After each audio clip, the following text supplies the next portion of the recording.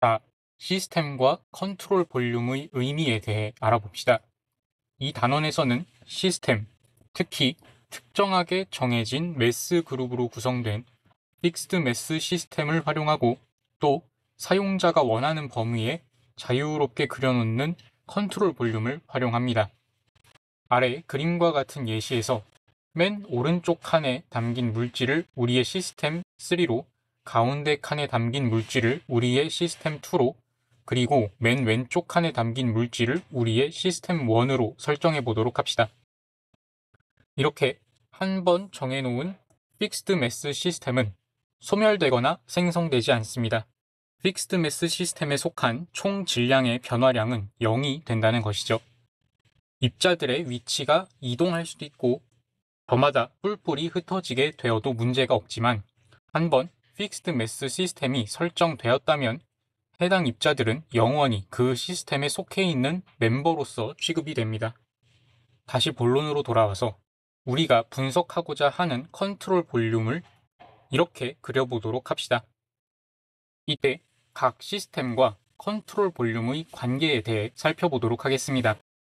우리는 컨트롤 볼륨 내부 영역에 대한 분석과 컨트롤 볼륨의 경계에서 일어나는 질량의 입출입에 대한 분석으로 나누어서 진행하게 될 것입니다.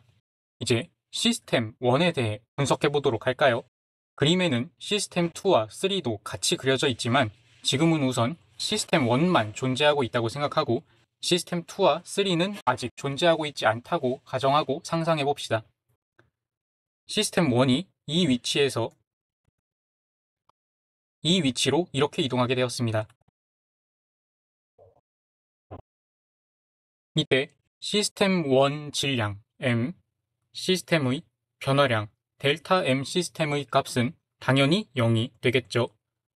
소멸되거나 생성되지도 않고 위치가 이동하든 저마다 뿔뿔이 흩어지든 한 번 정해진 픽스드 매스 시스템은 영원히 함께하기 때문입니다. 그리고 이 컨트롤 볼륨 내부에 들어와 있는 질량 MCV의 변화량 델타 MCV는 양수값이 될 것입니다. 시스템 1이 이 위치에 있을 때에 비해 이 위치로 이동한 이후 컨트롤 볼륨 내부에 존재하는 질량이 더 많아졌기 때문이죠. 이때 델타 M 시스템 이퀄 델타 MCV 마이너스 컨트롤 볼륨 CV의 경계를 통해 진입한 질량, 이렇게 등식을 완성할 수 있게 될 것입니다. 시스템 1의 총 질량은 변하지 않고 컨트롤 볼륨 내부에 존재하는 총 질량은 증가했고 이 증가한 양은 컨트롤 볼륨의 경계를 통해 진입한 질량과 같습니다. 이제는 시스템 1과 3는 무시한 상태로 2에 대해 분석해 보도록 할까요? 시스템 2가 원래 이 위치에 존재하다 이 위치로 이동하게 되었습니다. 시스템 2의 델타 M 시스템 값은 이번에도 당연히 0이 되겠죠. 픽스드 매스 시스템이기 때문입니다. 그리고 컨트롤 볼륨 내부에 들어와 있는 질량의 변화량 델타 M CV는 컨트롤 볼륨 내부 질량의 변화가 없기 때문에 0이 되겠죠. 등식을 완성하면 마이너스 컨트롤 볼륨의 경계를 통해 진입한 질량, 이렇게 될 텐데 애초 경계를 통해 이동한 질량이 없기 때문에 컨트롤 볼륨 내부의 총 질량도 변화하지 않았습니다. 마지막으로 시스템 1과 2는 없다고 생각하고 시스템 3에 대해서 분석해 보도록 하겠습니다. 시스템 3는 원래 이 위치에 존재하다가 이 위치로 이동하게 되었습니다. 시스템 3의 질량, 변화량은 이번에도 역시 0이죠. 그리고 컨트롤 볼륨 내부에 존재하는 질량의 변화량은 음수가 될 것입니다. 질량이 빠져나갔기 때문이죠. 그리고 이때 등식을 이어서 완성하면 플러스 컨트롤 볼륨의 경계를 통해 탈출한 질량, 이렇게 됩니다. 시스템 3의 총 질량은 변하지 않고 컨트롤 볼륨 내부에 존재하는 총 질량은 감소했고 이는 컨트롤 볼륨의 경계를 통해 탈출한 질량과 같습니다. 그리고 방금 진행했던 분석 방법이 레이놀즈 트랜스포트 시오롬의 골자입니다. 레이놀즈 트랜스포트 시오롬은 특정 시스템에 대해 컨트롤 볼륨 내부에서의 분석과 컨트롤 볼륨의 경계에서의 분석을 종합함으로써 시스템의 이동과 관련한 양적 조사를 할 수 있도록 해줍니다. 아래 그림에서 보라색으로 색칠되어 있는 영역이 컨트롤 볼륨이고 컨트롤 볼륨의 내부에 시스템 2가 그리고 컨트롤 볼륨의 왼쪽에 시스템 1이 놓여 있습니다. 그리고 시스템 1과 시스템 2 모두 오른쪽으로 이동을 하게 됨으로써 시스템 2의 일부가 컨트롤 볼륨을 탈출하고 있고 시스템 1의 일부가 컨트롤 볼륨에 진입하고 있는 모습이 그려져 있습니다. 앞에서 등장했던 기차 비유에서처럼 질량 M에 대해 분석을 진행해 볼 텐데요. 다만 조금 더 완성된 형태의 수식으로 작성해 보도록 하겠습니다. 그러면 EM 시스템 DT equal DM 컨트롤 볼륨 DT 더하기 BDT DM net out 이렇게 적어줄 수 있습니다. 이제 식의 의미를 하나하나 파악해 보아야겠죠. M 시스템은 우리가 추적하기로 마음먹은 시스템 내의 입자들 총 질량이라는 뜻이고 이를 시간 t에 미분한 결과는 0이 될 것입니다. M 컨트롤 볼륨은 우리가 설정한 컨트롤 볼륨 내부 영역에 위치하는 입자들의 총 질량이라는 뜻이고 이를 시간 t에 대해 미분한 결과는 컨트롤 볼륨 내부 영역의 질량 변화 속도가 될 것입니다.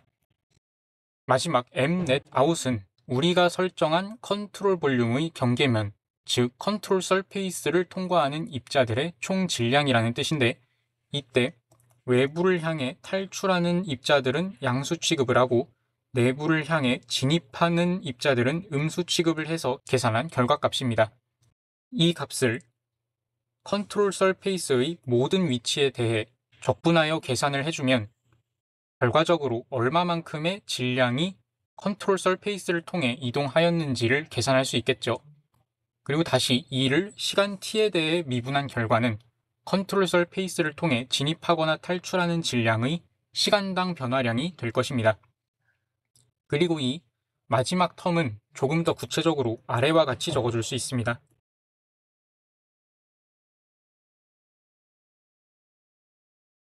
여기서 n-은 컨트롤 볼륨의 경계면인 컨트롤 서페이스에 대한 유닛 노멀 벡터이고 방향은 외부를 향하도록 되어 있습니다. 그리고 이 VR 벡터는 컨트롤 서페이스를 기준으로 한 상대 속도입니다. 만약 컨트롤 서페이스가 정지 상태이고 외부로부터 어떠한 매스가 아래를 향해 3m/s로 이동 중이라면 이때의 VR 벡터는 0,-3에서 0,0을 뺀 0,-3이 될 것입니다. 그리고 만약 다른 경우에서 컨트롤 서페이스가 아래를 향해 2m/s로 이동 중인데 외부로부터 어떠한 매스가 아래를 향해 3m/s로 이동 중이라면 이때의 상대 속도 VR 벡터는 0,-3에서 0,-2를 뺀 0,-1이 될 것입니다. 그리고 이 유닛 노멀 벡터 n-과 상대 속도 VR 벡터를 내적한 결과값은 특정 미소 면적에서 질량의 입출입 정도를 나타내는 지표가 됩니다. 내적값이 양수가 될 경우에는 그림에 그려져 있는 것과 같이 물질이 외부로 탈출 중이라는 것을 의미하고 반대로 내적값이 음수가 될 경우에는 물질이 내부로 진입 중이라는 것을 의미합니다. 그리고 n 벡터와 VR 벡터가 서로 수직이어서 물질이 이렇게 이동하고 있다면 내적값은 0이 되겠죠. 그리고 이는 곧 질량이 입출입하지 않는 상황임을 의미합니다. 그리고 여기에 최종적으로 밀도 로우를 곱한 뒤 컨트롤 서페이스 전체에 대해 해면적분 클로즈드 서페이스 인테그레이션을 해주면 컨트롤 볼륨, 경계면에서 일어나는 모든 질량 입출입을 분석할 수 있게 됩니다. 이렇게 레이놀즈 트랜스포트 시오롬의 개념과 공식 형태에 대해 다루어 보았는데요. 현재까지 설명하면서 활용했던 예시는 매스, 즉 질량에 대한 분석이었습니다.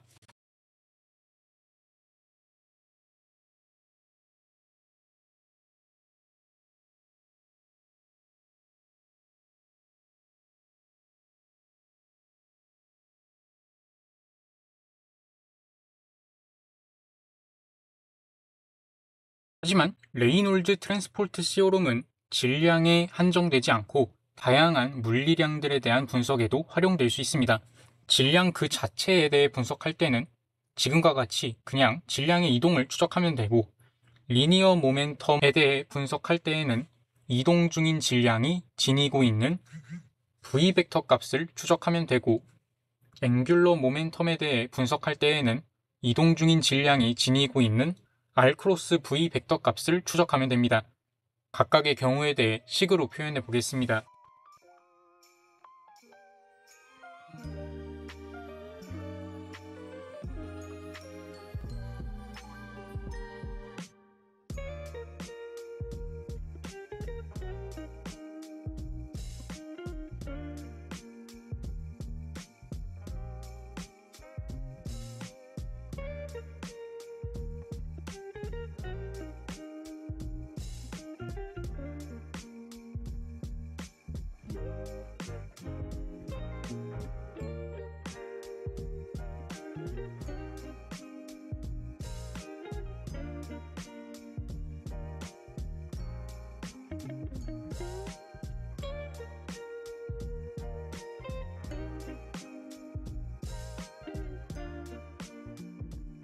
에너지 등과 같은 프로퍼티들도 동일한 방식으로 레이놀즈 트랜스포트 시오롬을 활용하여 분석하는 것이 가능하다고 합니다.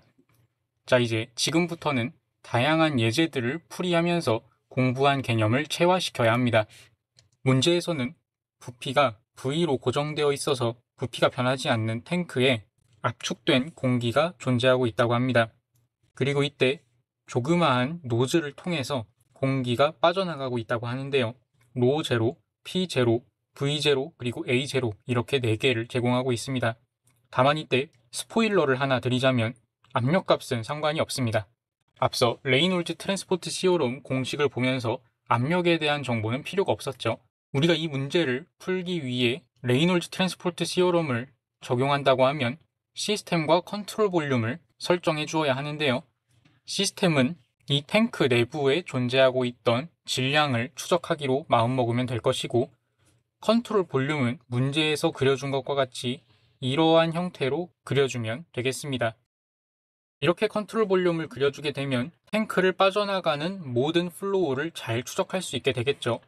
노즐이 여기에 위치하고 있고 컨트롤 볼륨이 이를 완전하게 잘 감싸주고 있으니까요. EM 시스템 DT는 우리가 추적하기로 마음먹은 시스템에 속한 입자들의 총 질량 변화 속도가 될 것이고, DM, CV, DT는 우리가 설정한 컨트롤 볼륨 내부에 위치하는 입자들의 총 질량 변화 속도가 될 것이고,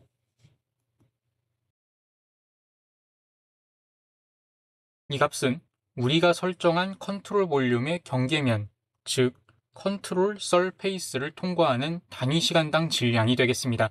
이때 탈출은 양수 취급, 그리고 유입은 음수 취급하여 계산값에 반영이 되겠습니다. 픽스드 매스 시스템에 속한 총 질량은 변할 수가 없으므로 이 텀은 0이 될 것입니다. 그리고 컨트롤 볼륨에 속한 질량은 로우 곱하기 탱크의 질량 V라고 할 수 있는데, 내부 기체가 밖으로 빠져나가면서 이 로우 값은 변화할 수 있겠지만 탱크의 부피 V는 항상 일정하여 변하지 않을 것이기 때문에 dmcv dt는 d로우 dt 곱하기 상수 V가 되겠습니다. 그리고 이 마지막 텀에서 로우는 로우 제로로 VR.n은 V 제로로 상수 취급하면 되고, 따라서 마지막 텀의 값은 로우 제로, V 제로, 그리고 A 제로 이 값을 곱한 값이 됩니다. 정리하면 0 이퀄 D로 dt 곱하기 V 플러스 로우 제로 V 제로 A 제로가 되고 D로 dt는 마이너스 로우 제로 V 제로 A 제로 오버 V가 됩니다. 이렇게 되면 탱크 덴시티의 레이트 오브 체인지를 나타내는 데 성공했죠. 이번에도 어떠한 공간에 물이 유입되면서 높이 h가 어떻게 변화할지에 대한 관계식을 유도하도록 요구하고 있습니다.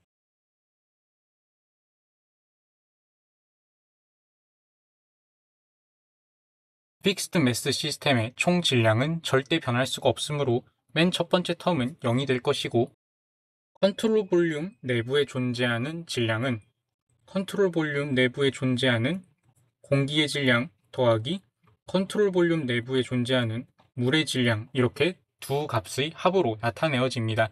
이때 공기는 새로 유입되거나 바깥으로 탈출할 수 없기 때문에 물이 점점 높게 차오름에 따라 공기가 압축되면서 부피가 변화할지언정 질량은 변화할 수가 없습니다. 따라서 MCVA 값은 변화하지 않는 상수가 될 것이고, 관건은 MCVW에 대한 식을 잘 표현하는 것입니다. 먼저 물의 밀도 로우 W와 탱크의 밑넓이 AT, 그리고 시간에 따라 변화하는 함수인 H, 이렇게 곱한 값이 MCVW의 함수식이 되겠습니다. 따라서 dmCVdt는 0 플러스 액체는 거의 인컴프레서블 하기 때문에 로우 W는 변하지 않는다고 생각하고, 탱크의 밑넓이 역시 변화하지 않는 상수이므로 H만을 변수로 취급해주면 됩니다. 따라서 로우 W 곱하기 AT 곱하기 DH DT, 그리고 마지막 텀은 컨트롤 서페이스를 통해 물질 교환이 이루어지는 이 1번 인렛과 2번 인렛에 대해 분석해주면 되는데요. 1번 인렛에서는 로우 W가 V1의 속력으로 진입하고 있으므로 VR.N 햇의 내적값은 마이너스 V1이 될 것입니다.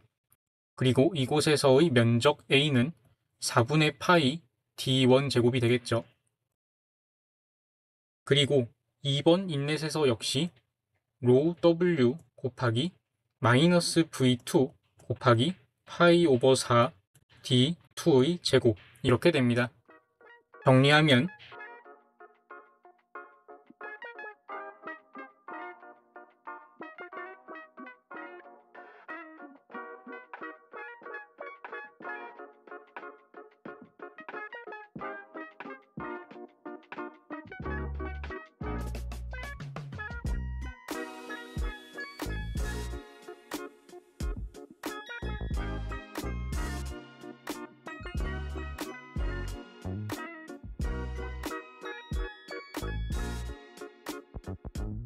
이렇게 나타낼 수 있습니다.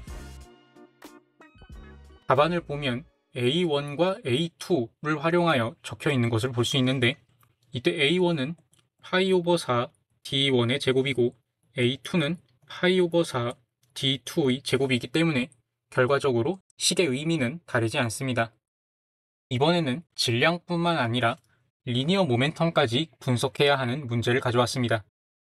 문제를 천천히 읽어보면 물이 아래 그림과 같은 구조체를 통과하면서 흐르고 있다고 합니다. 그리고 쉽게 알아챌 수 있다시피 구조체 때문에 물의 운동 방향이 변화되고 있죠. 문제의 맨 첫 문장에 보면 물이 스테디하게 흐르고 있다고 언급되어 있습니다. 이는 컨트롤 볼륨 내부에 존재하는 모든 입자들의 프로퍼티 총합이 시간이 흐르더라도 변하지 않는다는 의미입니다. 곧 컨트롤 볼륨 내부의 총 질량, 총 운동량, 총 에너지 등등 모두 시간에 대해 미분할 경우 그 값이 0이 된다는 뜻입니다. 시간이 흐르더라도 변하지 않는다는 의미이니까요. 이제 본격적으로 문제를 꼼꼼히 읽어가면서 필요한 정보들을 수집해 보도록 합시다. 물이 진입하는 곳에서는 앱솔루트 프레셔가 230kPa이고 면적이 0.004m 제곱이라고 합니다. 운동 방향은 오른쪽 위 방향으로 45도만큼 기울어진 방향입니다. 그리고 구조체에 의해 운동 방향이 오른쪽 수평 방향으로 변화된 뒤 앱솔루트 프레셔가 200kPa이고 면적이 0.01m 제곱인 곳으로 유출되고 있는 상황입니다. 진입로에서의 유속은 알려지지 않았고 유출로에서의 유속은 2m/s라고 알려져 있습니다. 그리고 물의 밀도는 1000kg/m 세제곱이라고 제공되었습니다. 결과적으로 문제에서는 해당 구조체를 지지하기 위해서 X축 방향과 Y축 방향 각각으로 얼마만큼의 힘을 가해 주어야 하는지 계산할 것을 요구하고 있습니다. 먼저 질량에 대해 분석해 보도록 하겠습니다.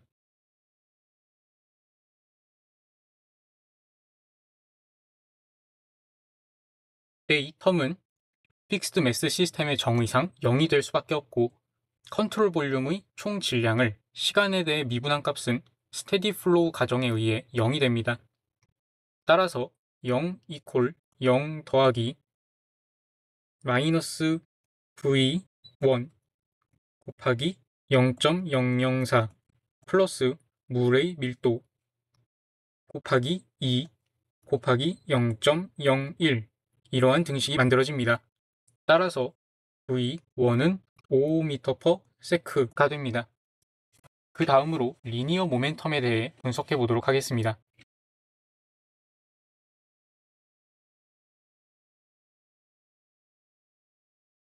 이때 이 텀은 우리가 설정한 시스템 내 입자들이 받은 힘입니다. 기본적으로 dp, dt가 F가 된다는 관계를 떠올릴 수 있으셨으면 좋겠네요.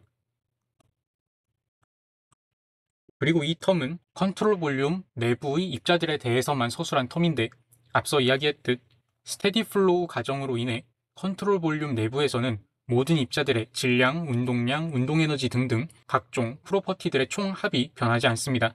따라서 dpCv dt 텀은 0이 되겠습니다. 마지막 텀까지 적절한 수치를 대입해서 계산해주면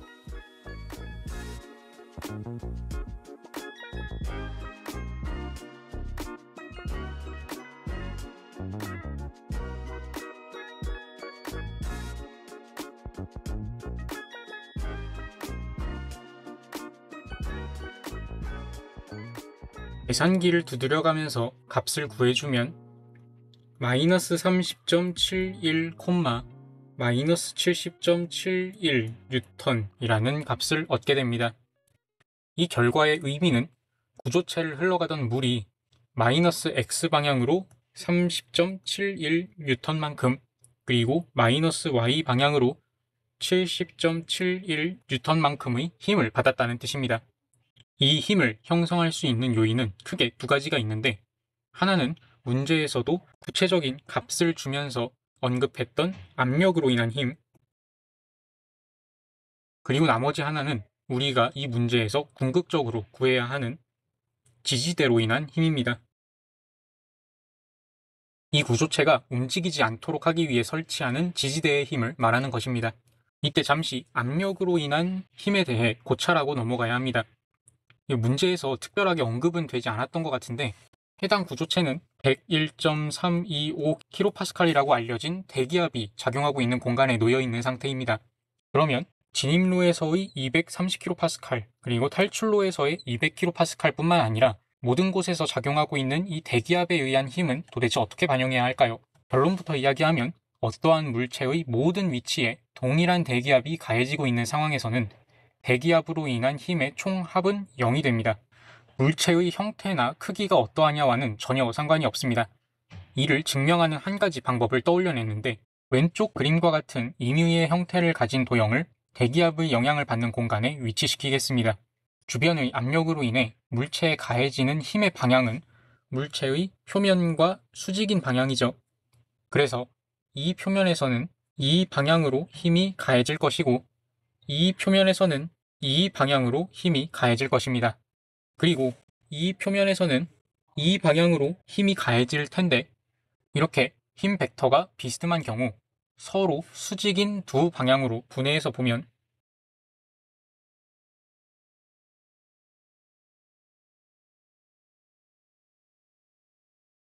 이러한 표면에 가해지는 이 방향의 힘과 이 방향의 힘의 합과 같음을 알게 됩니다.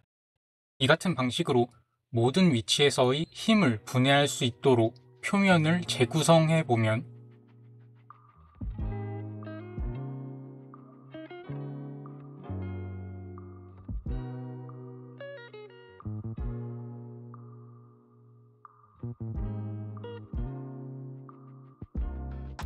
이러한 식으로 계단식 표면을 만들 수 있는데, 결국에는 이러한 직사각형이 그려지게 되면서 이 직사각형에 가해지는 힘의 양상과 완전히 동일하다는 것을 깨닫게 됩니다.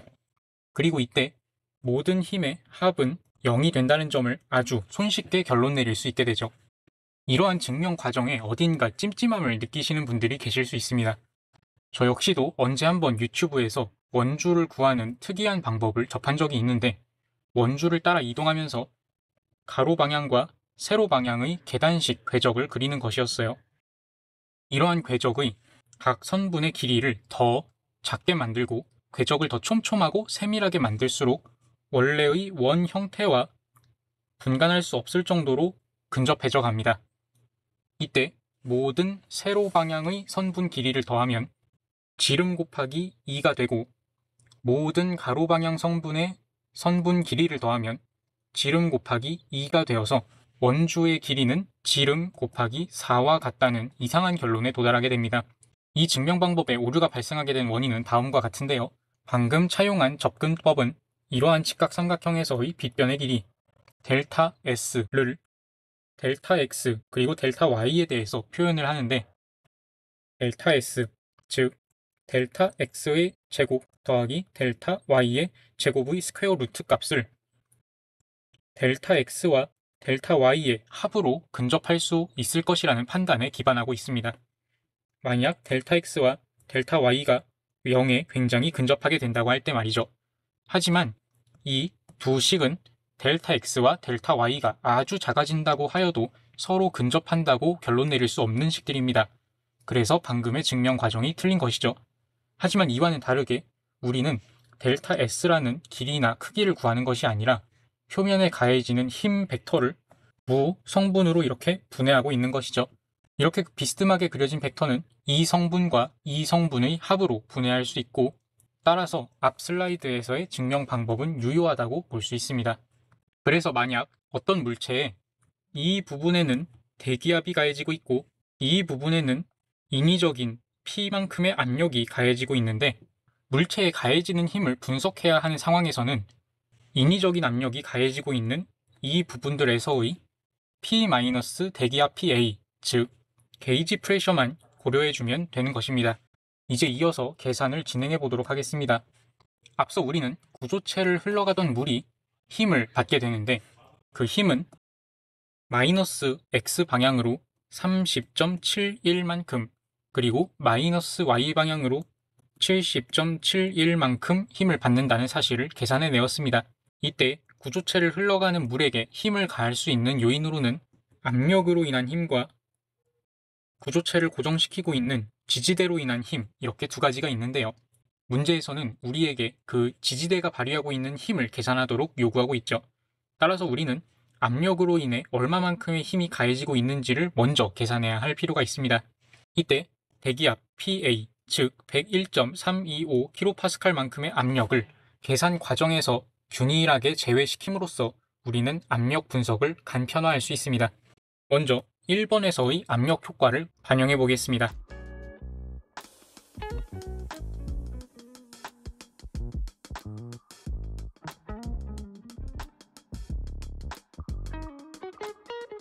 이렇게 되고 2번에서의 압력으로 인한 효과도 반영해 보겠습니다.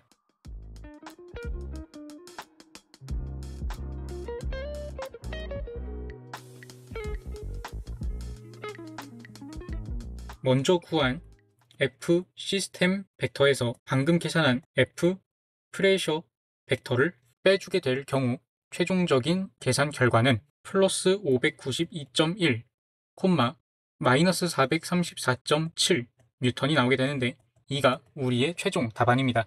수치도 대체로 일치하고 있고 이 정도면 충분히 정답 처리 받을 수 있을 겁니다. 물이 아래 그림과 같은 구조체를 통과해서 흐르고 있다고 합니다. 그리고 쉽게 알아챌 수 있다시피 구조체가 물의 운동 방향을 변화시키고 있죠.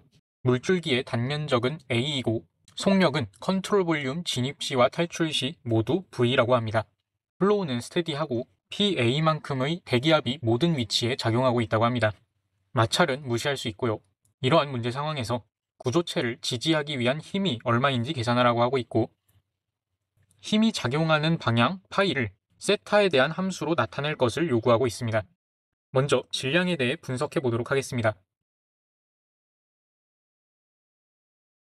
이때 이 텀은 픽스드 매스 시스템의 정의상 0이 될 수밖에 없고, 컨트롤 볼륨의 총 질량을 시간에 대해 미분한 값은 스테디 플로우 상황에서는 0이 됩니다. 따라서 이렇게 등식을 정리할 수 있고, 이미 이 등식은 성립되어 있는 상태입니다. 그 다음으로 리니어 모멘텀에 대해 분석해 보도록 하겠습니다.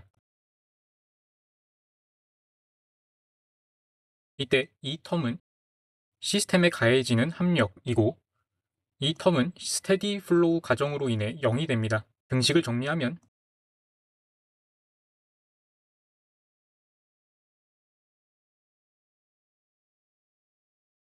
이렇게 작성할 수 있고, 깔끔하게 정리하면 이렇게 됩니다.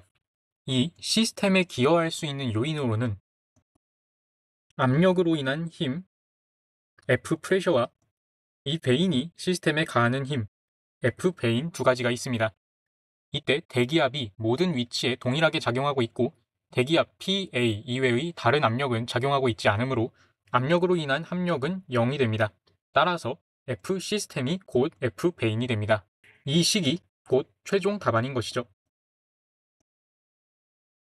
교과서의 풀이에는 이와 같이 적혀 있는데, 이때 m 닷 자체가 로 a v와 같으므로 우리의 풀이 과정 그리고 최종 답과 완전히 동일합니다. 이제 남아있는 작업은 힘의 방향, 파이를 세타에 대한 식으로 나타내는 것입니다. 이때 F 배인 힘의 방향은 이렇게 나타낼 수 있고, 각도 파이는 이렇게 표시됩니다. 이때 탄젠트 오브 파이는 사인 세타 오버 코사인 세타 마이너스 1이 됩니다. 이 식도 이미 유효한 관계식이긴 하지만 조금 더 깔끔하게 정리하여야 파이와 세타 간의 관계 양상이 더 직관적으로 보일 것 같습니다. 먼저 분모의 변형을 시도해 볼 수 있습니다. 사인 제곱 2분의 세타가 2분의 1 마이너스 코사인 세타와 같으므로 코사인 세타 마이너스 1 대신 마이너스 2 사인 제곱 2분의 세타를 대입할 수 있습니다. 현재 상태로는 분자에는 세타에 대한 식, 그리고 분모에는 세타 오버 2에 대한 식이 자리 잡고 있어서 진행이 어렵죠. 그래서 이번에는 분자의 변형을 한번 시도해 보겠습니다. 사인 세타는 2 사인 2분의 세타 곱하기 코사인 2분의 세타와 같으므로 이 관계식을 분자에 대입하도록 하겠습니다. 약분하면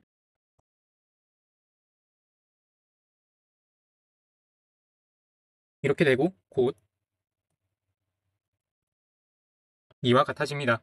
여기서 다시 탄젠트 세타분의 마이너스 1은 탄젠트 세타 더하기 파이 오버 2와 같으므로 결과적으로 파이를 세타에 대한 함수식으로 나타내면 2분의 세타 더하기 2분의 파이가 됩니다. 혹시 더 간단한 유도 방법은 없을까 생각하다가 비하적인 관점에서 접근하는 또 다른 방법이 떠올랐습니다. 자, 현재 우리는 탄젠트 파이가 사인 세타 오버 코사인 세타 빼기 1이라는 것을 알고 있는데, 이때 코사인 세타 마이너스 1은 음수값이죠. 기하적인 풀이에서는 음수값을 취급하는 것이 난감하기 때문에 대신 탄젠트 파이 프라임을 1 마이너스 코사인 세타 분의 사인 세타라고 정의하겠습니다. 어떠한 단위원 내에서 세타만큼 벌어진 각이 이렇게 형성된다고 할 때 이 길이는 코사인 세타, 이 길이는 사인 세타, 그리고 이 빗변의 길이는 1이 됩니다. 그리고 빗변뿐만 아니라 이 길이 역시 단위원의 반지름에 해당하므로 길이가 1과 같습니다. 따라서 이 구간의 길이는 1 마이너스 코사인 세타가 되죠. 탄젠트 파이 프라임 값이 사인 세타 오버 1 마이너스 코사인 세타라고 하였으므로 이곳에서의 각도가 파이 프라임이 된다는 것을 알아낼 수 있습니다. 지금까지의 스케치를 보게 되면 이 길이와 이 길이 모두 1이기 때문에 이등변 삼각형의 특성 덕분에 이 각과 이 각은 서로 같아야 합니다. 따라서 2파이 프라임 더하기 세타는 파이가 되는 것이죠. 여기서 다시 처음의 파이 프라임에 대한 정의로부터 탄젠트 파이는 마이너스 탄젠트 파이 프라임과 같으므로 파이는 2분의 파이 플러스 2분의 세타가 됩니다. 다음 문제로 넘어가 보겠습니다. 이번 문제 역시 풀이 방법이 다르지 않습니다. 다만 그림을 보면 문제에서 컨트롤 볼륨을 미리 정해주지 않았기 때문에 우리가 직접 문제 풀이에 적합한 컨트롤 볼륨을 설정해야 합니다. 컨트롤 볼륨을 설정할 때에는 물질의 입출입이 빠짐없이 반영되도록 하는 것이 중요하므로 대략 이렇게 그리면 적당할 것 같습니다. 이제 문제를 읽어보도록 할까요? 읽다 보면 플로우가 유니폼하다라는 말이 등장했는데 이곳에서는 모든 위치에서의 속력이 V1 그리고 이곳에서는 모든 위치에서의 속력이 균일하게 V2라는 의미로 이어집니다. 바닥에서의 마찰과 대기압은 고려하지 않는다고 되어 있습니다. 이때 이 게이트를 지탱하는 데 필요한 힘 F를 구할 것을 요구하고 있는데 문제에 답을 할 때 V2는 식에 포함시키지 말 것을 당부하고 있습니다. 따라서 V2를 다른 값들로 표현하는 과정이 필요하겠습니다. 그리고 그림에 그려진 구조체를 보면 시간의 흐름에 따라 플로우의 양상이 바뀌어야 할 만한 특별한 이유는 없어 보이기에 스테디 플로우를 가정하여 풀이하도록 하겠습니다. 먼저 매스에 대해 분석해 봅시다. 이 텀은 픽스드 매스 시스템의 정의상 0이 될 수밖에 없습니다. 이 텀은 스테디 플로우 가정에 의해 0이 됩니다. 정리하면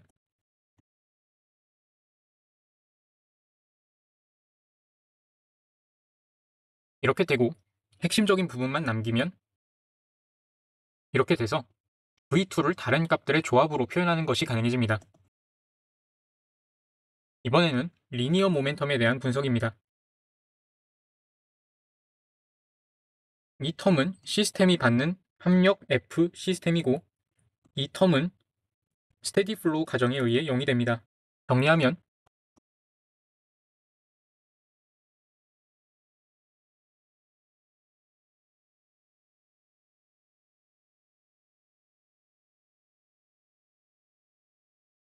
이렇게 작성할 수 있고 따라서 F 시스템은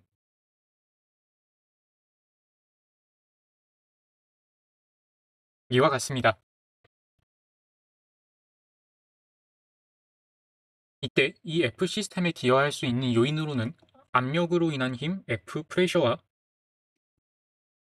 게이트가 발휘하는 힘 F 게이트가 있을 것입니다. 여기서 이 F 게이트가 우리에게 구할 것을 요구하는 값이죠. 현재 압력으로 인한 힘이 어떻게 작용하고 있는지를 확인해 보면 이 부분과 이 부분에서 하이드로스태틱 프레셔가 작용하고 있다는 것을 알게 됩니다. 하이드로스태틱 프레셔는 프리 서페이스로부터 아래로 깊이 내려가면 내려갈수록 그 크기가 선형적으로 증가합니다. 따라서 이 프리 서페이스로부터 가장 바닥까지의 구간 중에서 평균 압력은 구간의 정가운데에서 형성될 것입니다. 이 원리를 바탕으로 왼쪽과 오른쪽 이렇게 양쪽에서 발휘되고 있는 프레셔로 인한 힘을 계산해 보면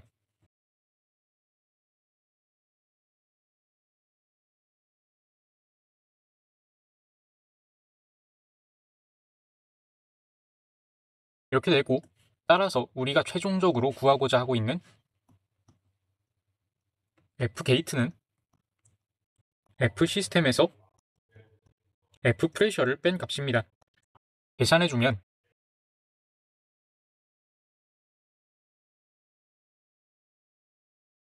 이와 같고 이것이 최종 답안이 됩니다.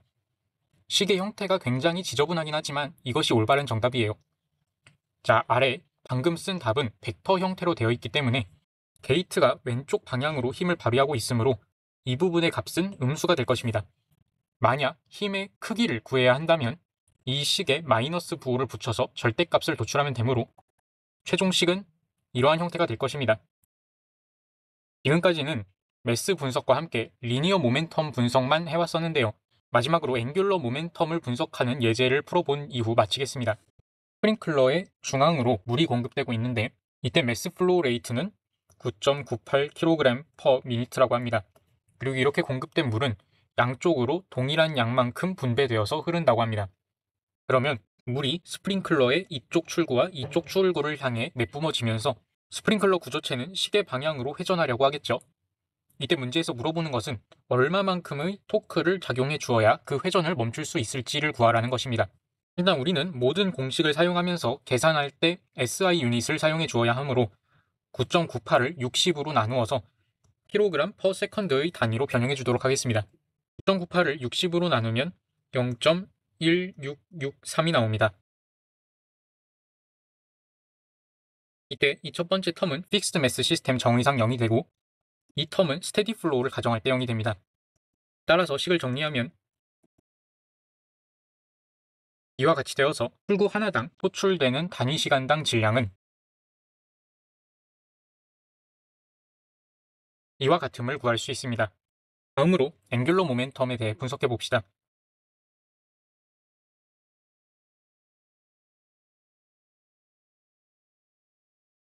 이때 왼쪽의 V는 지평 좌표계, 일명 그라운드 레퍼런스 프레임 등을 기준으로 한 절대 속도이고 VR은 컨트롤 볼륨을 기준으로 하여 물질의 입출입을 판단할 때만 사용하는 상대 속도입니다. 지금 문제 상황 같은 경우에는 상식적으로 컨트롤 볼륨을 이와 같이 설정해 줄 수 있는데 스프링클러가 시계 방향으로 운동하고 있었다고 하면 이 직사각형 모양의 컨트롤 볼륨도 시계 방향으로 회전하게 될 것입니다.